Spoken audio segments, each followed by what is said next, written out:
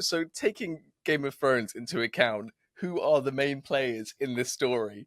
Henry at this point is probably like Robert Baratheon, maybe, and then Cersei.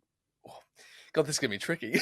George R.R. Martin does jumble the timeline a little bit. So I would say Robert Baratheon is a lot like Edward IV, who comes a little bit later in the story of the Wars of the Roses. Yeah. If we're looking for someone who is, lots of these characters are composites, so they're not necessarily all one person.